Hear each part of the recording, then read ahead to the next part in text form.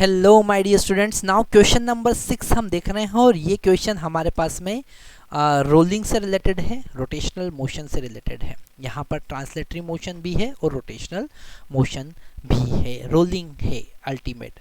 तो वैसे तो आपने सारे कॉन्सेप्ट पढ़ ही रखे होंगे, पर फिर भी हम छोटे से कॉन्सेप्ट देख लेते हैं। यहाँ पर इस क्वेश्चन में गिवन है a solid sphere of mass 1 kg and radius 1 metre. ये बहुत अच्छी बात है कि सारी वैल्यू उन्होंने 1 दे रखी है, तो कैलकुलेशन हमारे इजी हो जाते हैं। Without slipping on fixed incline plane with angle of inclination 30 degree. यहाँ पर ये theta is equal to 30 degree given है from the horizontal. Okay, two forces of magnitude 1 newton, यहाँ पर भी 1 के वैल्यू 1 दे रखा है।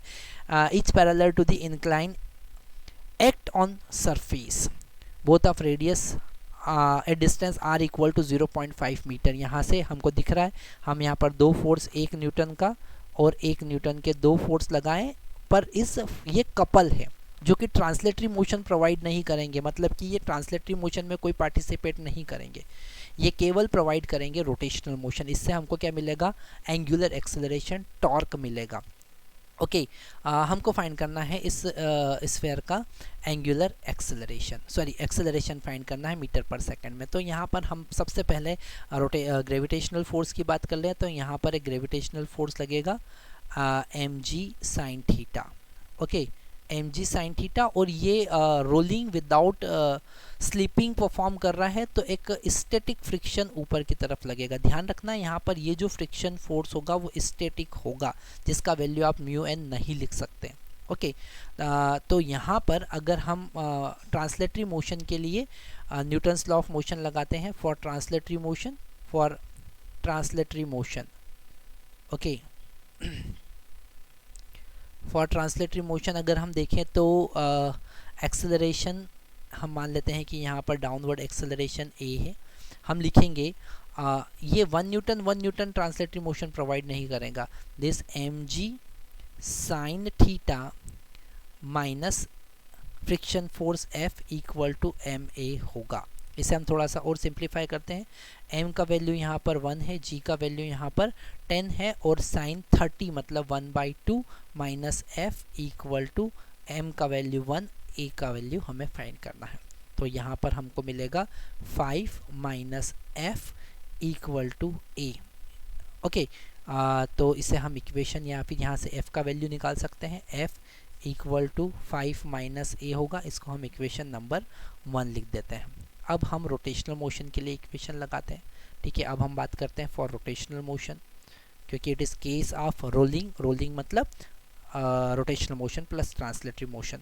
सो for rotational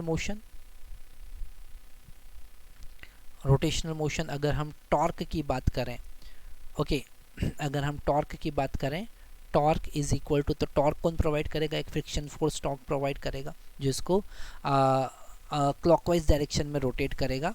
so F friction force into distance r।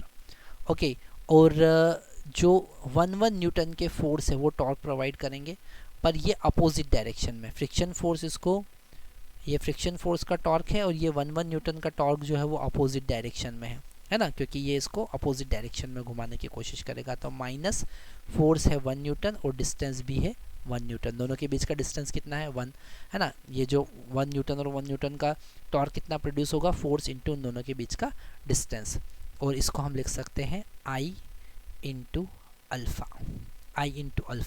और यहाँ पर ये सॉलिड स्फीयर है। क्या है? Solid sphere. तो हम लिखेंगे F, जिसका वैल्यू हमको नहीं पता है, R का वैल्यू 1 है, minus 1 is equal to I होगा हमारे पास 2/5 m r square into alpha, है ना। तो F minus 1 is equal to 2/5, m का वैल्यू 1, r का वैल्यू 1, अल्फ़ा। और अल्फ़ा का वैल्यू हम कितना लिखेंगे? Alpha is equal to acceleration divided by r, है ना, मतलब a/1 मतलब कि a, है ना। आगे सॉल्व करते हैं, तो यहाँ पर हमको मिला F minus 1 is equal to 2/5 into alpha का वैल्यू हमने a पुट कर दिया। F का वैल्यू यहाँ से पुट कर देंगे हम from equation number 1। Okay, 5 minus a -1 is equal to 2/5 into a, तो ये हो जाएगा हमारे पास 4 है ना।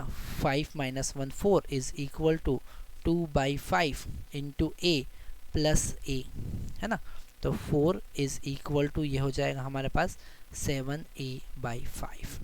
तो ए का वैल्यू कितना हो जाएगा, ए का वैल्यू हो जाएगा 20/7, ओके, मीटर पर सेकेंड स्क्वायर।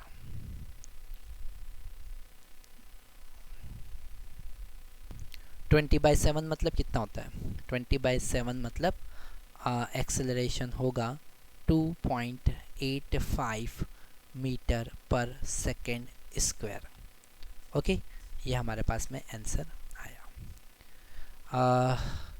हम आशा करते हैं कि आपके सारे डाउट यहाँ पर क्लियर होंगे। अगर फिर भी आपको कोई डाउट आते हैं so you can ask. Thank you very much.